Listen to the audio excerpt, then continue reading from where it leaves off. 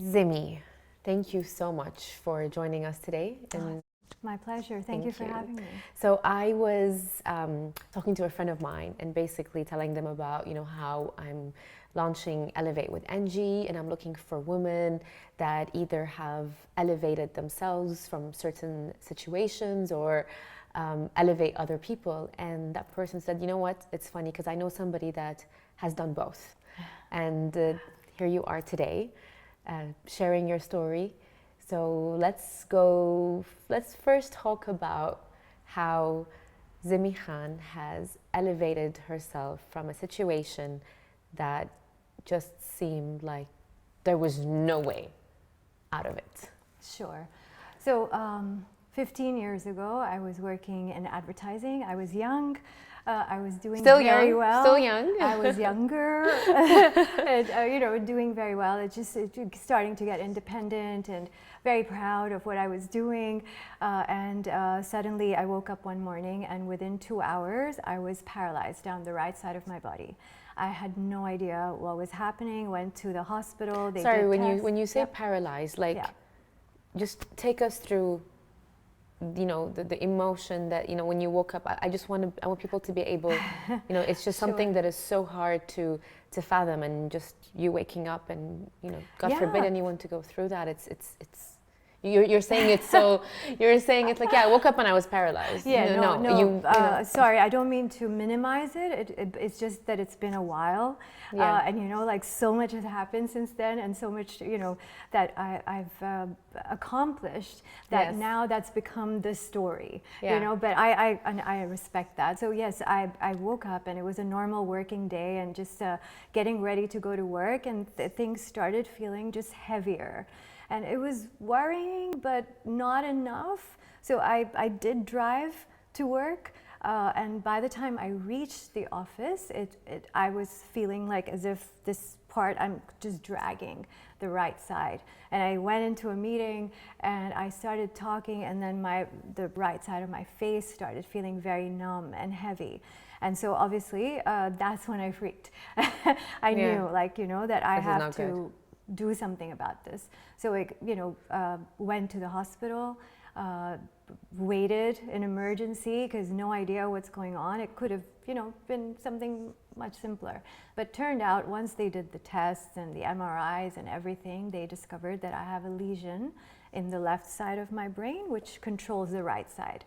So they said, unfortunately, a lesion is not like a tumor that we could operate and hope to remove. It's a damage, and it's been done, and it's quite substantial in size. And all we can do from now is to give you medication to control the lesion so it doesn't grow or it doesn't become multiple lesions.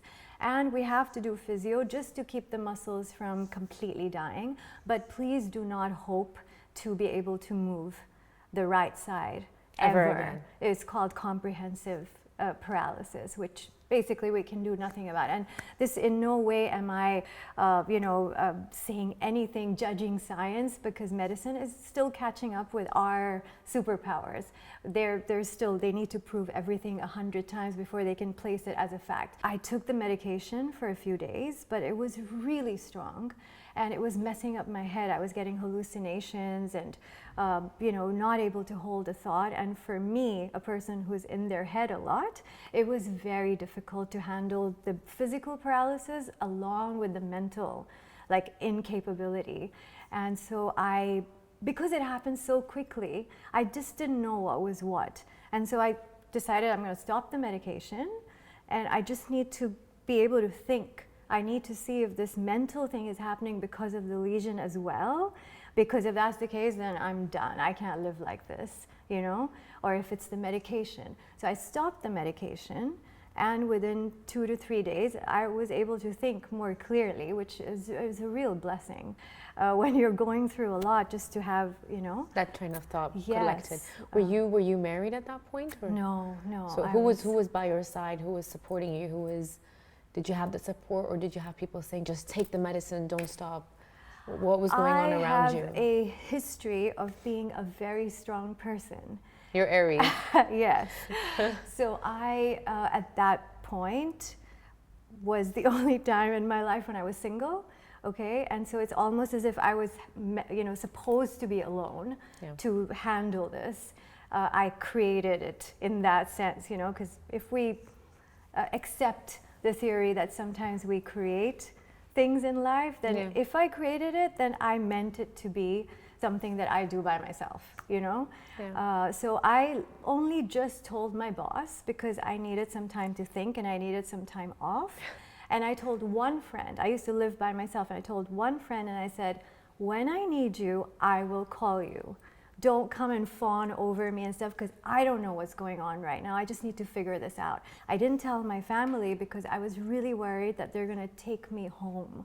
And I had fought to get out and be independent.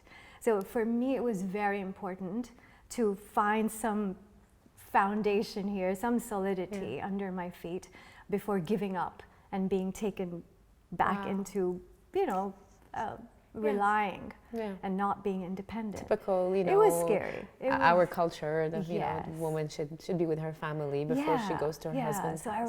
I already fought quite a lot to be independent. I was the only girl in the family who was single, living by herself and working a full-time proper career. So that was too much to lose, and I wanted to wait. I would have gone if things hadn't changed, but I wanted to wait. And so as the medicine started wearing off, and mind you, at that time, I had no idea about mind over matter or energy or any powers that we have inside of us. No idea. I was completely corporate, intellectual, all of that. Yeah. But it was almost, honestly, even in retrospect, there are some miracles that you can't explain, but I'm going to try my best. It was almost as if there was some guidance, either from somewhere else or from within. We don't know, because I think what is within is all around. We are one and the same, the microcosm and the macrocosm. So I don't know if it was conversation or guidance from above or from within, but wherever it was, it all started with me literally picking up my limp arm and saying, what the fuck is going on here? What is wrong with you? Why would you do this to me? I was angry. I was, as you should be, very hurt and angry and disappointed that now that we're starting off, this is what happens. So I was angry, and then I had that, but suddenly, I don't know from where, it turned into love. Like, seriously. I just started saying, okay, I'm sorry.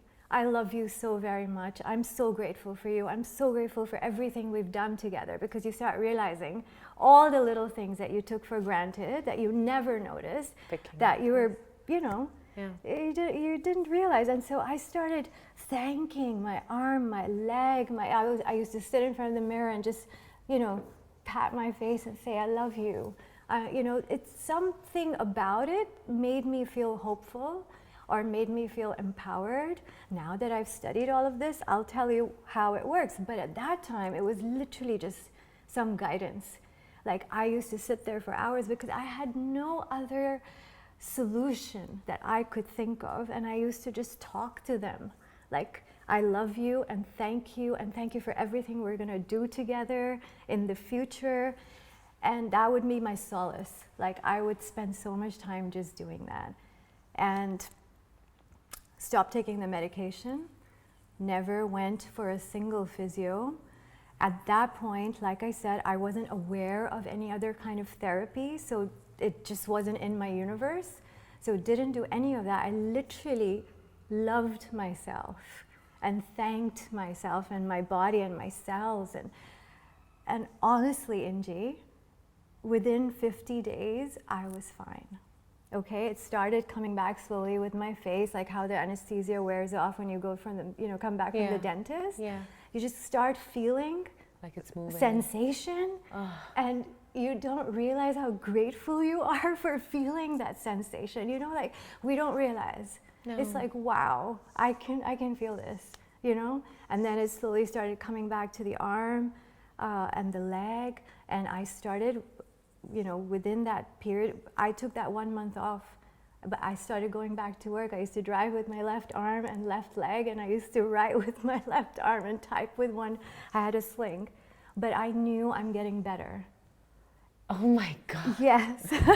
True story. I know we hear about it and read about it of people, and I feel so almost honored that I'm like a real life person that I know. And now we know. Yeah, thank you.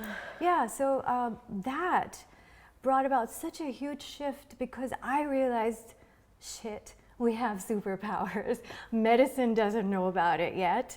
People won't believe it, but I know what's happening to me. I went back to the doctors, they did the test again, they said, the lesion is still there. Like, we don't know. It's almost as if something is overriding its program. It's not doing what it's supposed to do. We don't know how long this will last. Sometimes the body has a surge. It lifts itself up, makes believe, and then it crashes. So, come back when it crashes. But oh my God, talk about touch wood. Like they just...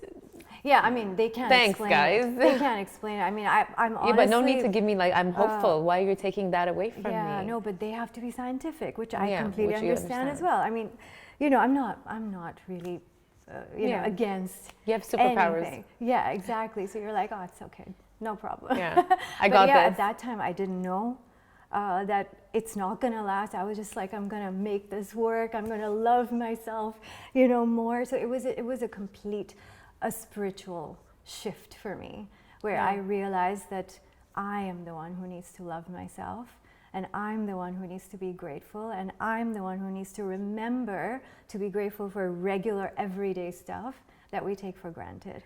And then you said you were going back to work, right? Yeah. So and then, but how did you decide to, because obviously, you've been, maybe we all might have that gift, but you came to use that gift and realize the power of that gift and the power of yourself and the power of self-love.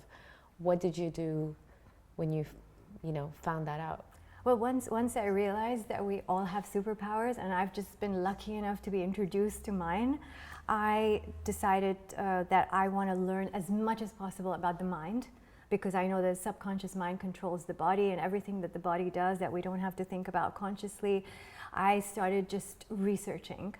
And this is like a long time ago. So, you don't have a lot of resources as much as we have today. We're very blessed with technology today, but it wasn't so much available. But I searched and I looked and I read, and I was hungry. Like, it was almost like a rebirth for me. Like, I wanted to know everything about everything to do with the mind and how we can use it and harness it better.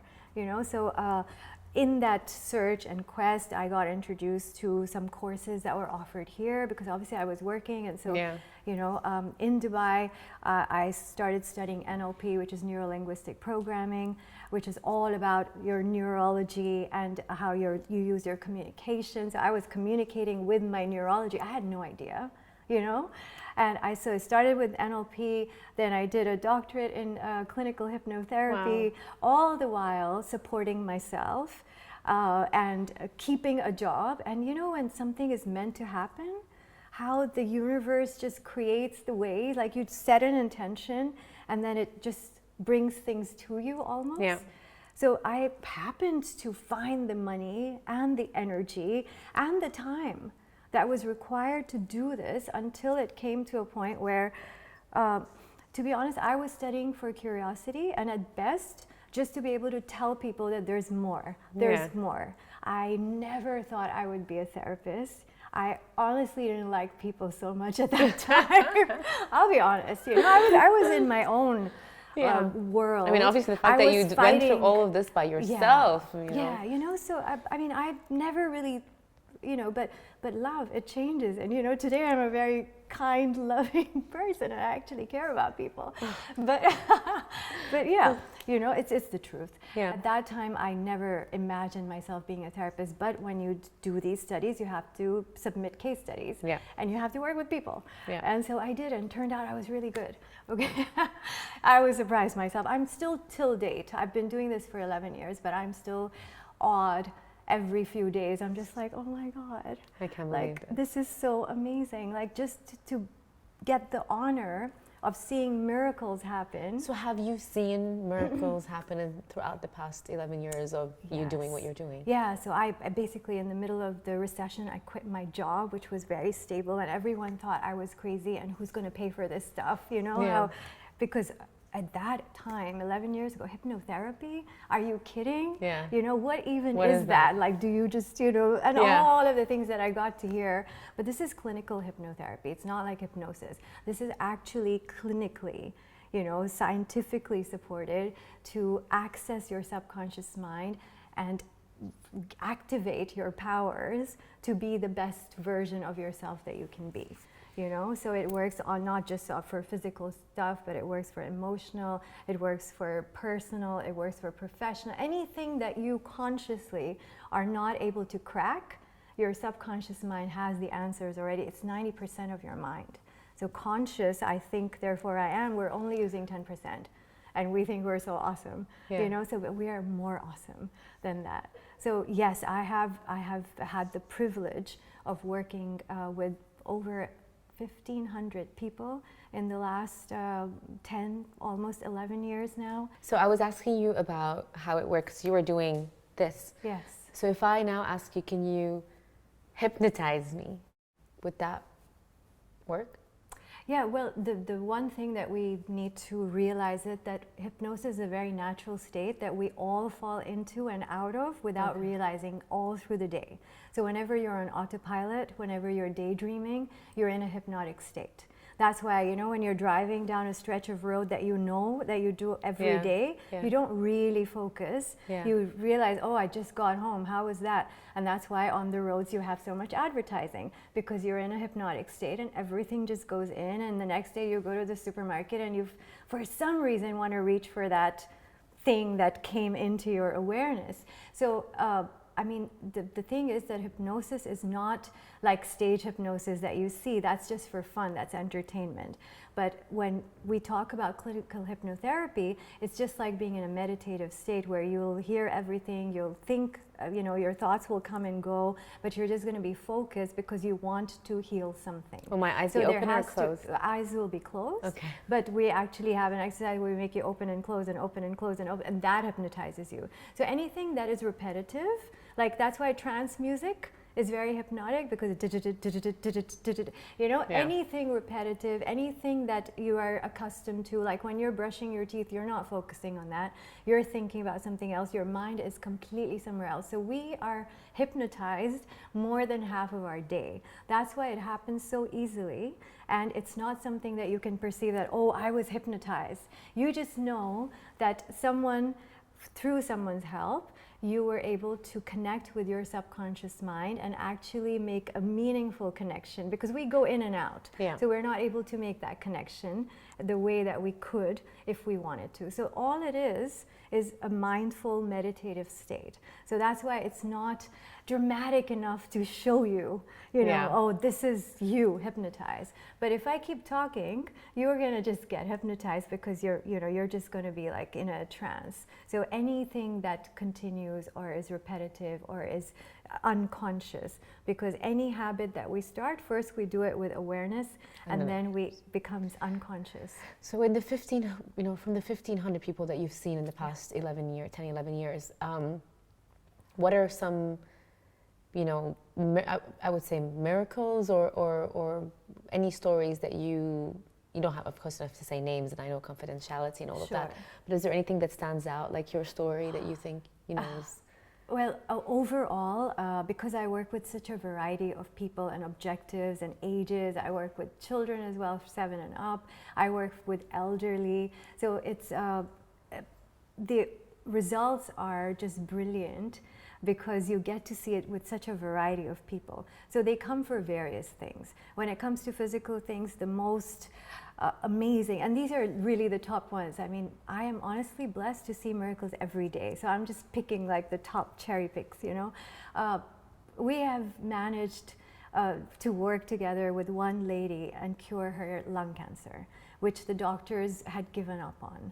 You know, they had no hope that they would be able to achieve a remission in this particular case. And they actually called me. It's a big hospital, I won't name names, but they actually called after she did a set of sessions with me, and then she went to this Western country where she was getting her treatment done.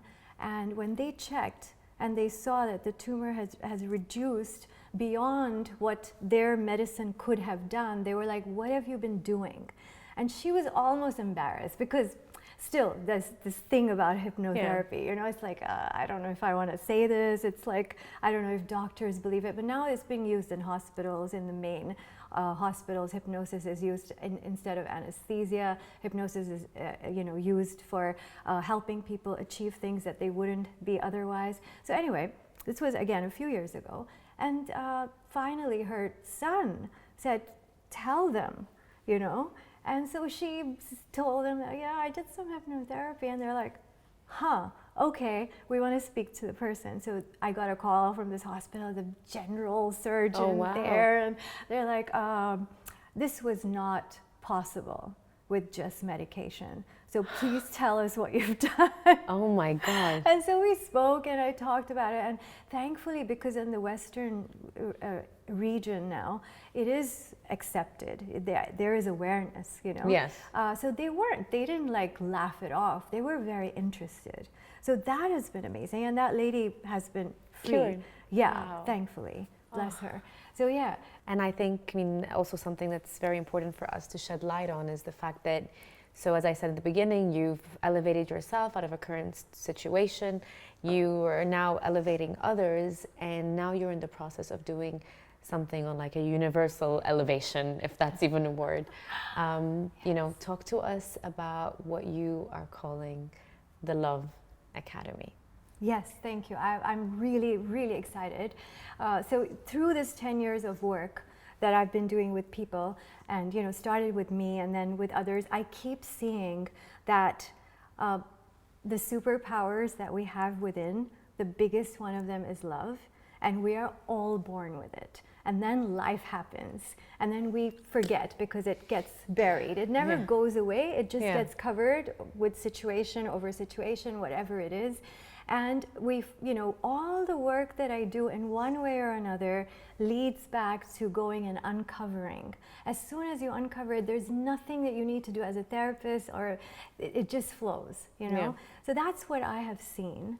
And I realized last year is when this whole thing started. It's been on my mind for a few years that I want to be able to contribute in some way to children who are underprivileged. Of course, to children everywhere, but underprivileged because I feel that they get the least of our love, or of everything. Of everything, really. So the Love Academy has been born out of this desire to help these children who are, let's say, in orphanages or in camps and refugees and underprivileged, to help them to remember their magnificence, because I know life has been throwing things at them which are horrible. And there are orphanages who are doing a great job at, you know, supporting them and raising them. However, I believe that the whole thing about heart-based practices that we are creating a syllabus to teach them, it's self-love, kindness, compassion, gratitude, faith, optimism, confidence, teamwork, to have something to believe in, that if something bad has happened, it doesn't mean that all of life is bad. Because that's how we start placing our filters, that everything just looks dark and bleak and khalas.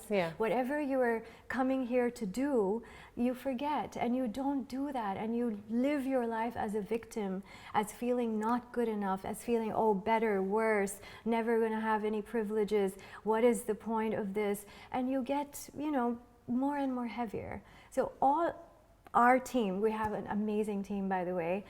There are beautiful, heartful people who have come together. Everyone's doing this for free. We're all doing this for free. Experts in children's fields, educators, play specialists, psychologists, special need therapists, meditation, mindfulness. We have brought together drama, dance, like everything, because we know that children will learn with play and fun. So we don't want to make it heavy. We want to teach them or but love remind itself them.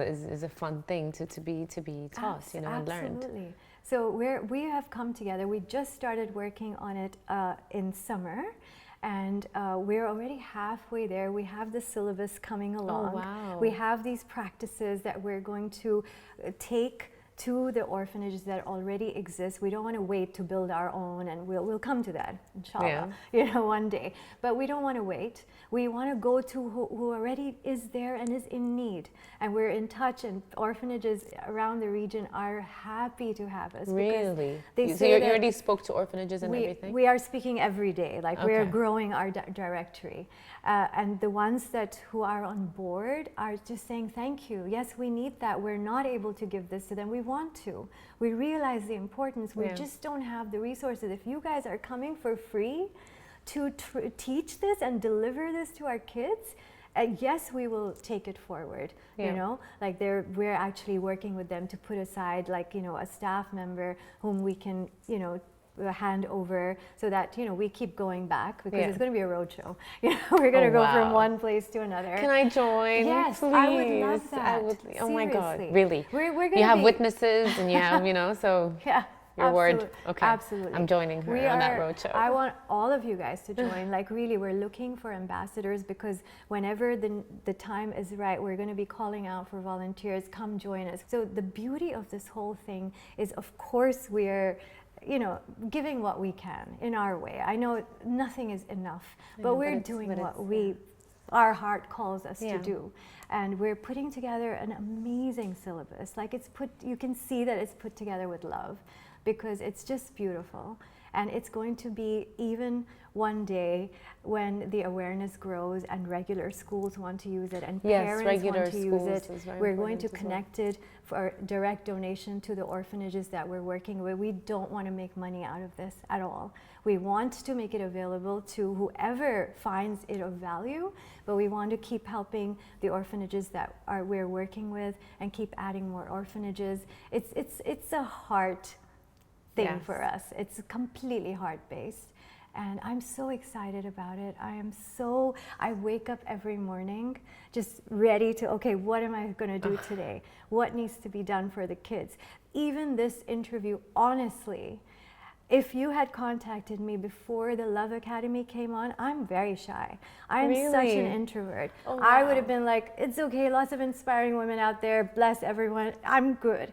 But honestly, when you connected, and I said, yes, the paralysis story is awesome, but Enjy, I really want to talk about this initiative. And when you said yes, I said, okay, I'm on. Yes. And my husband goes, true story. Really? You're going to do this, huh? I was like, I'm doing it for the kids. Like, seriously, I don't do this stuff. But I'm happy to, through your amazing platform and all the work that you do, to get some awareness. We are not going to be fundraising, so we're not looking for money. I know money is important, and it will come to us, but it's literally just to channel it to the orphanages. We are doing everything, and it's actually, again, to remind people that it's not always money, because a lot of people say, I really want to help the world, but I don't have the money. So I'm just, in my own way, trying to say, guys, don't stop. If you want to do something, you can do it with your heart, your mind, your body, your spirit. And the way that this has gone so fast, and so it seems like the Love Academy has its own will. Like, all it needed was for me to say, guys, I have an idea. You know, and strangers coming together, it's creating its own momentum. It's creating its own love. It's I think just by people also, you know, being able to raise awareness more and more, and spreading the word of the Love Academy. This is what we're hoping to get out of it. And we're going to put a link as well for people to find out more about it. And again, I hope it doesn't just go to orphanages, you know, in the region. I hope it goes to orphanages all around the globe, and to school, not regular schools, because every child needs to learn, you know, more about self-love, and this is all what we've got. Amazing. All the love. Well, Zimmy, I'm going to be coming to your clinic. I don't know what I need to get rid of, but I definitely just want to come and experience that whole thing. hopefully you're always welcome. soon. I'll also put you know, a link to or like a number if anyone is interested to go and just find out more about themselves and become elevated. Yes. And thank you for, you know, elevating everyone around you. Thank you. It's my pleasure, and the work that you do elevates a lot, and I'm really grateful. Oh, thank you. Thank you. Big kiss to you. Thank you.